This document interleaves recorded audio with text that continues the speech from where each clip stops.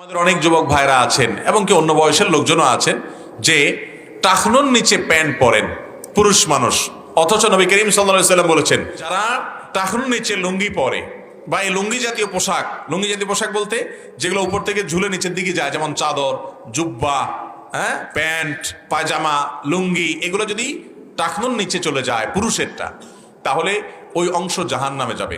আর ওই অংশ জাহান্নামে গেলে উপরেরটা জান্নাতে যাবে তা না, এর মানে সে জাহান্নামে যাবে। এটা ভয়ঙ্কর অপরাধ ভাইরা আমার।